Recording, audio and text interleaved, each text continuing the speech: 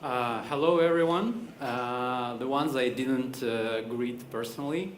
My talk today will be about optimizing database queries, but at first I want to thank to the organizers of this nice conference.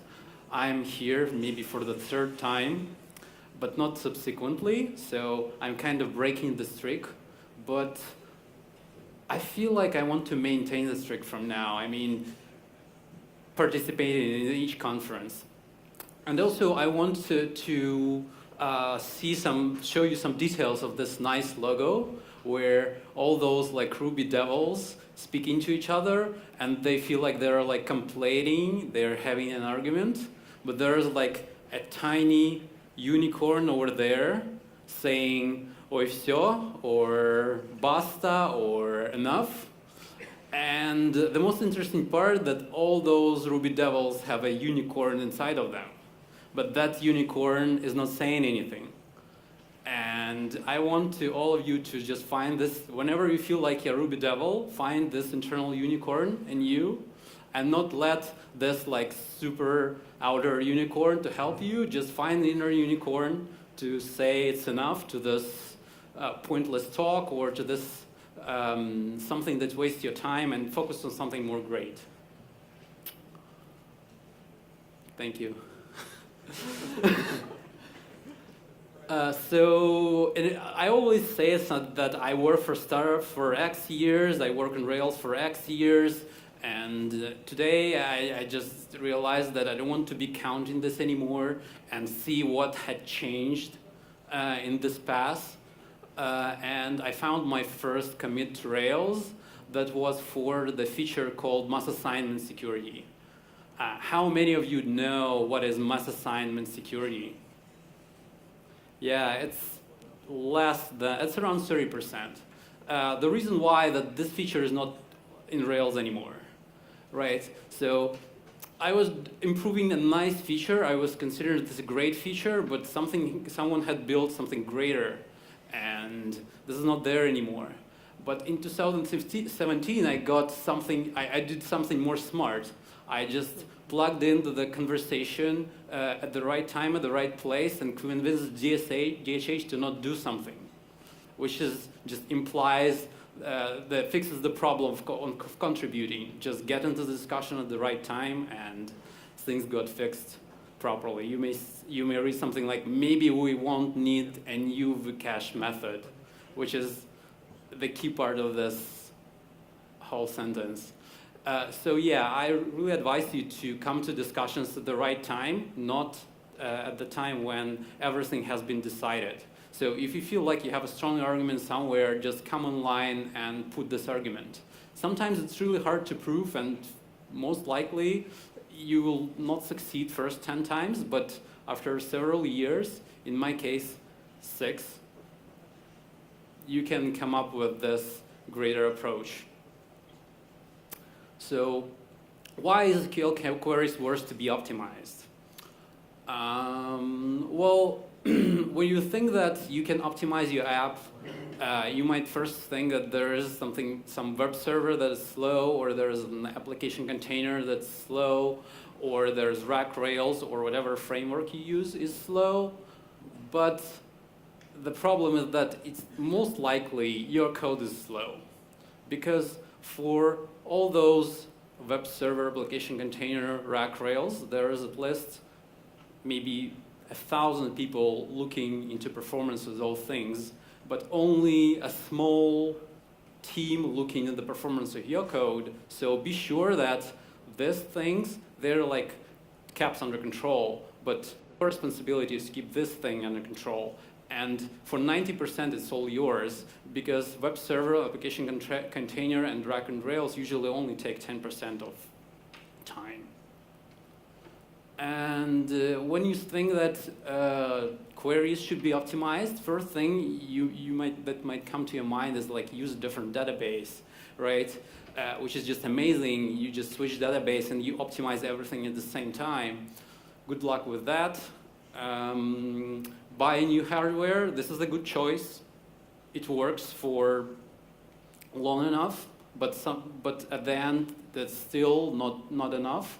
or use a magic setting, well, that also works only for a limited amount of time. But then you would just need to optimize slow parts. There's no way you can avoid moving to this force point there.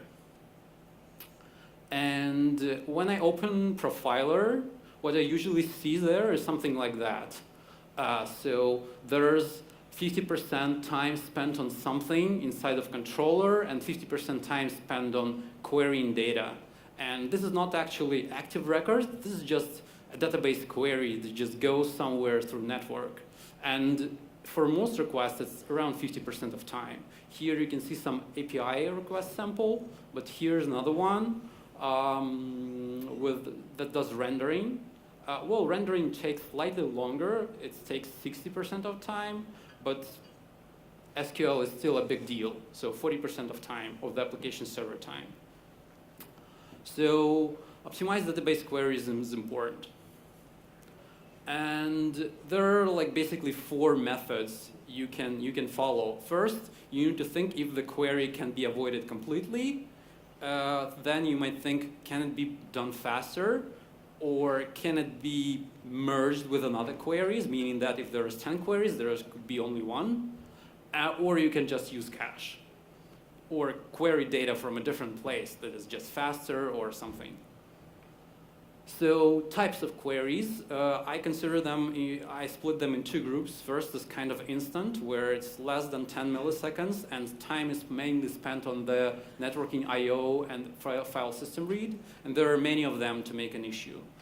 Or there's slow queries more than 50 milliseconds, where you search data, you aggregate data, and do something like that. And there is a gray zone in between 10 milliseconds and 50 milliseconds.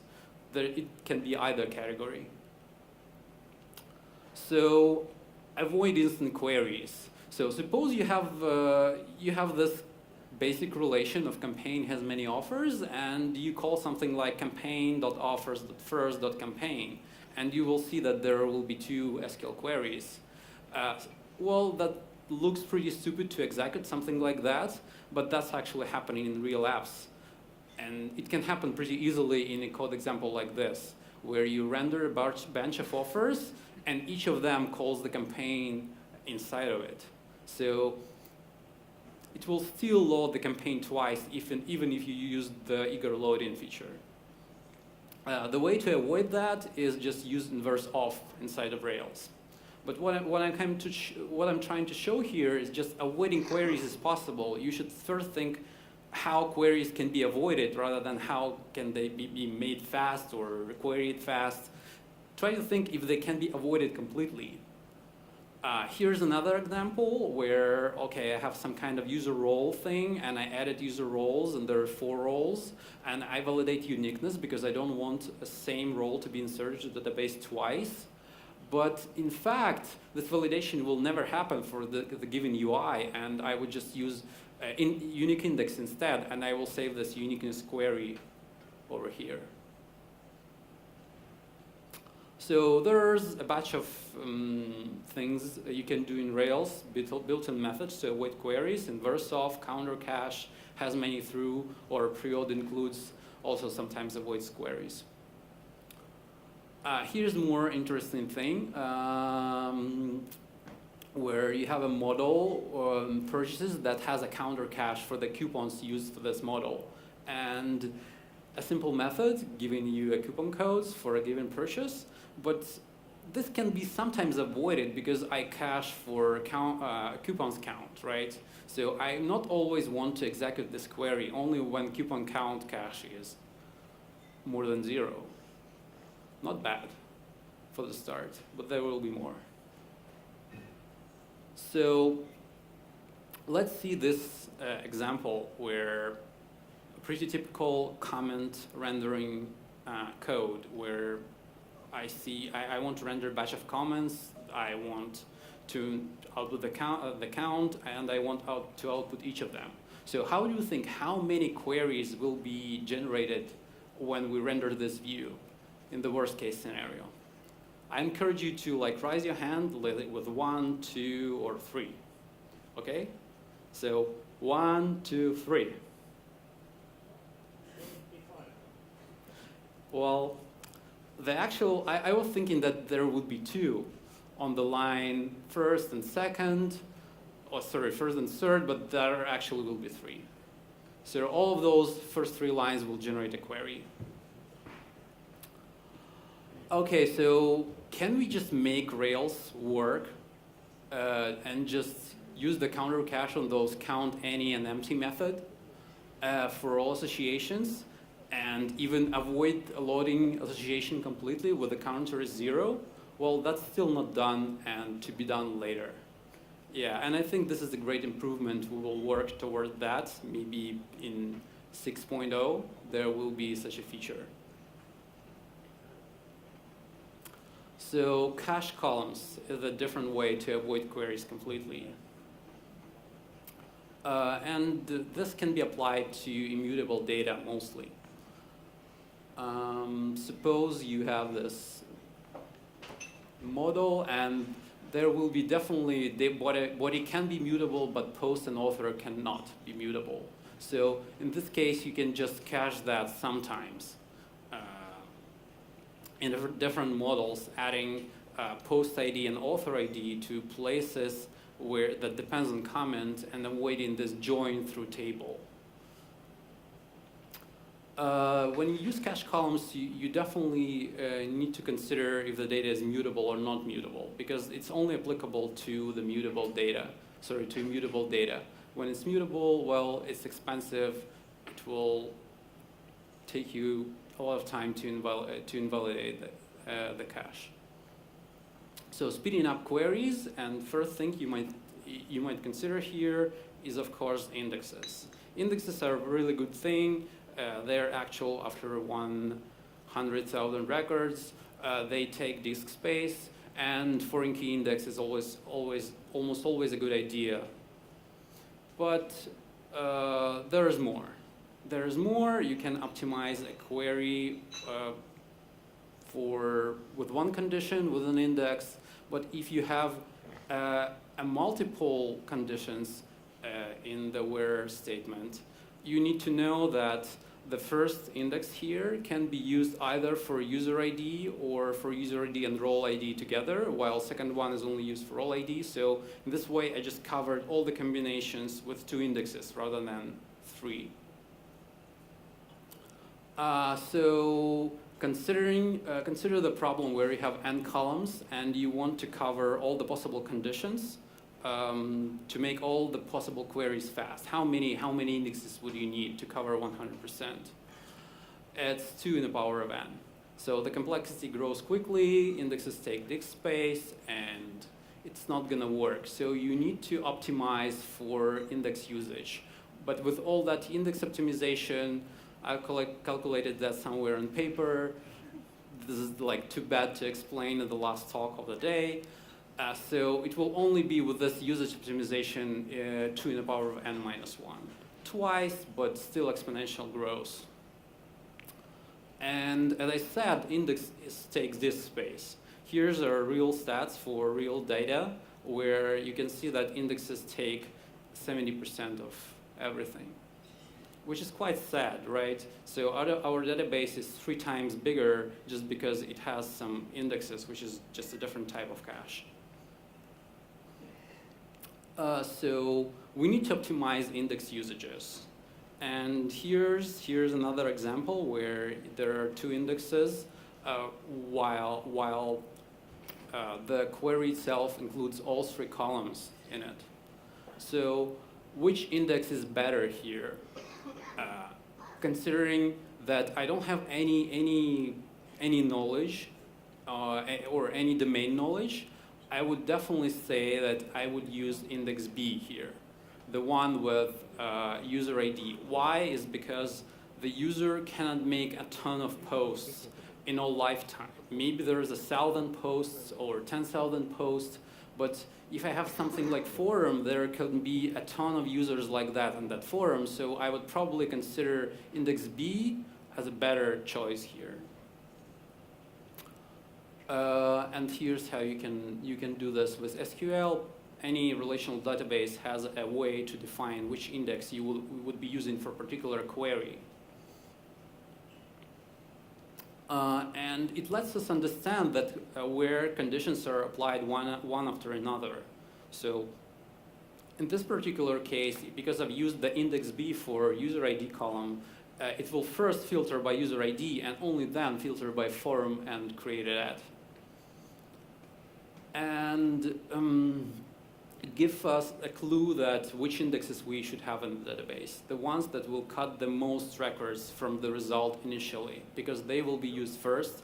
And if there will be a small data set left after applying the index where, there will be so much easier for MySQL to do the rest or any other database. So indexes are best to speed up queries, but they're not the only one. You can use cache tables. So where not just one column gets cached, when there's just a table of data that prevents you from joining something. So here you have store that has many categories through products, but if you would actually run that, it will join through this products table, which is probably really, really large. And while stores and categories table is probably significantly smaller than stores. And so what you can end up doing is just caching each category for each store. In this way, you could just join through this table, which will be at least 1,000 times smaller than the products table, and it will lead to a faster join. Extra conditions. So you may see a query like this, which is fine, but sometimes with this all indexing problem, you might not have the possibility to just use an index for that, because you cannot have indexes for everything. So what we end up doing sometimes, we are adding additional conditions to the query from our business domain. So we say, okay, but maybe there is a site ID column which is can be added to the condition, and based on our domain, those offer objects cannot be created. Can only be created between created at and deactivated at for the campaign. So we say, okay, we just limit the scope for these just from our domain. The offer cannot be generated before this date and after this date. So we will give the database the choice which index to use by giving it 3 conditions instead of 1. Avoiding joins. It's kind of advanced example of this counter cache use, where we have a scope of shipped for free purchases, and purchase is considered shipped for free when one of its codes, discount codes, has free shipping set to true. But if we have a counter cache, we can also add this extra condition. Why it works is because joins are also applied in particular order with conditions, and the database is pretty smart on applying conditions after joins, or vice versa. It just decides pretty smartly on which thing to do first. So in this particular case, if we want to calculate something like who received the free shipping in the last 30 days, the query will be something like this, and it has 3 conditions and 1 join, but the order of application will be something like this. If we have an index of created at, the database will be smart enough to figure out that the condition for created at should be first, and then we should apply the coupons count restriction and only then join coupons to the table and only then filter for free shipping. And in this way, you just told the database how things can be done quicker. Only for your domain though.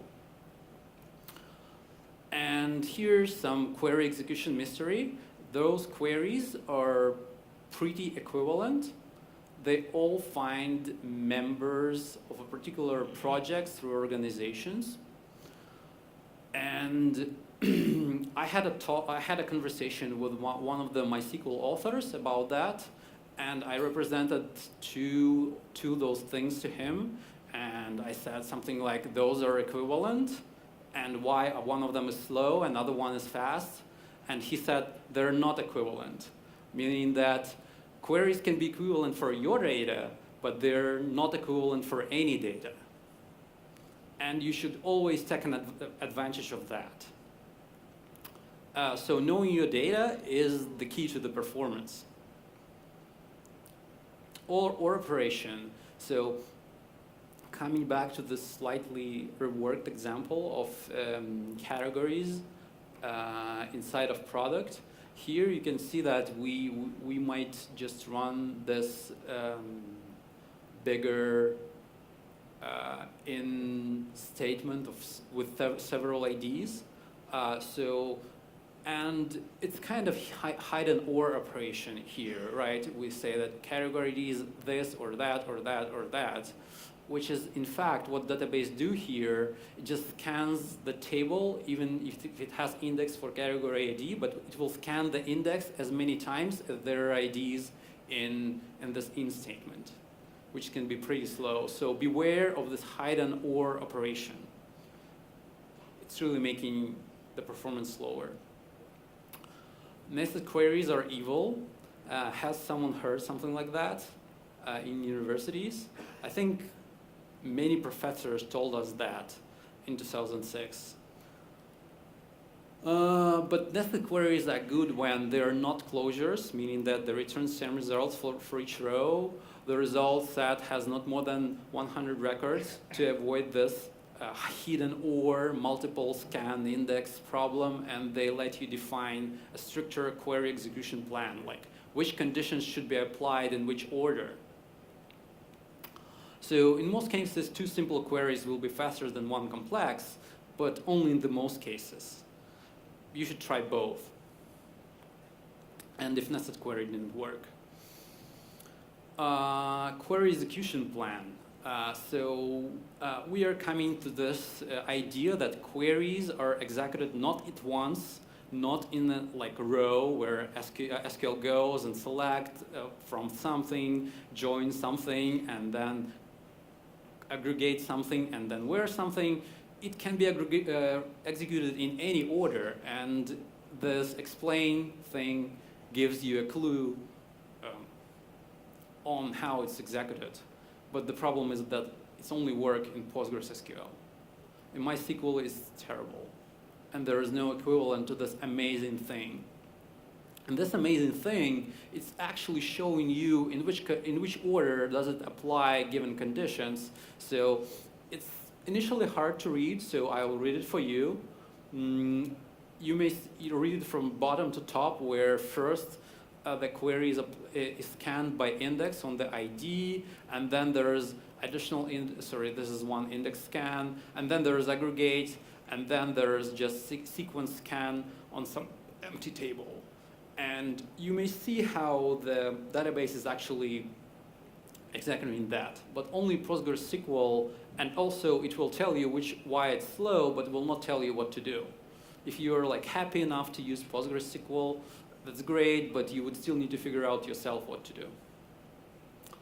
So here's the real example from our application. We had something called leaderboard, where we say that there's a period of time where users can do some action, and there will be a leader score, how many times they did that.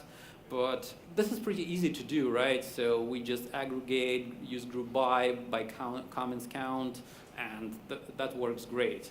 But it becomes really terrible because there was an additional requirement to show yourself on this table, even though you were somewhere at the bottom of it. So we don't need to show the entire table, which will be just too large, but we need to show you your position all the time. So what we end up doing with that, so we built the triple nested select statement, where the most inner statement just gets me the names and counts for entire table. And then there's additional query on top of it that adds ranking to each of the result. And only then we find particular person by ID. And boom, it's fast enough. It uses many tricks from that I explained before, but it really controlled the query execution plan. This triple nested select statement is just fast enough, just because it always keeps control on how many records are loaded in memory, how they're scanned by index or without it. And this is actually oversimplified, because this is a real example. the real example with all the additional, those abusing conditions, additional joins, using counter caches and parameters here, and different things. And it can be fast if you control the query execution plan yourself using cache. So if everything from the previous slides didn't work, let's just use cache. This is a super large topic. I don't want to stop on each point for too long time. So I'll just represent you my favorite parts, which is key-value database and e-tag. So key-value database has some really nice API in Rails, but you can avoid that if you want. If you want to be hipster, just query your key-value database directly, but you will always end up with something like that, where you fetch something from cache. If it's not in cache, then let's just do this heavy calculation. And the most interesting part here is the cache key, because cache key controls which instance of the cache should be used. So in this particular case, it has two parameters, like period, because I want each different period to cache separately, and also it has a different key for when the new comments are added to the database. This is a pretty interesting technique called expiration by key. It's now available in Rails, and DHH is promoting that really seriously. You might have heard of it before, but unfortunately, one week ago, it didn't become the mainstream, and in Rails 5.2, we will have expiration by version. This is something more interesting. You may see the pull requests completely, or I will give you a short explanation of that, if you want to. But unfortunately, this is off topic, right? We moved too far away from the original topic. So if you feel like you really want to hear about that, ask me in questions or directly. And another amazing thing is called e-tag caching. So has any one of you see this, something like this, status like that, returned by your Rails application? And how many of you know what does it mean? Yeah, not bad, not bad. And how many of you have controlled this thing? Yeah, well, that's less people, but you should learn that because this is an amazing tool. This is an amazing tool that lets you cache on the browser side. If everything didn't work on the level, let's go high level. Let's just cache entire response on the user end. And this amazing version concept where e-tag just stands for some kind of version of cache, where when you return the version, not just the page itself to the browser, but the version of it, and then with the next request, the browser will tell you which version does it have in its own cache, and you will be able to compare this version to the new version that might occur in between. Then you would be able to say, not modified, I don't want to render anything, just use that previous result from your cache. But yeah, I want to do really a lot. I want to say a lot about that, but unfortunately, this is off topic too, and we need to move back to the queries optimization. So if you can't optimize the query, just cache at higher level is what you have to understand from those previous slides. But caching at higher level has problems. You have to take care about the cache hit, like how can't cache for all my users because there are too many of them, so I need to share my cache instances between users, so this parameter is called cache hit. There's invalidation problems, there's invalidation maintenance problems, and invalidation bugs. And the most amazing part that many invalidation bugs are started from the word something. Like imagine the bug that starts from the word something. Sorry, not something, but sometimes. So something happens sometimes, right? So there's no way for a person to figure out what's wrong until you look at the code and figure out real steps to reproduce for that. in the bug tracker from the QA team you will just get. Sometimes this happens, sometimes doesn't. So optimizing steps, if you have many queries, you can either merge them or avoid them. If you have slow queries, you need to optimize them. There's almost no way to avoid that. And first, you need to figure out domain specifics. Just will help you to limit the scope or add these additional conditions. Use index effectively by controlling the space in between. Indexes are great, but you cannot make each index for each individual query. That's slow. That will take you just your entire hard drive will run out very quickly. And control query execution plan. Or if all of that didn't work, use high-level cache. Thank you.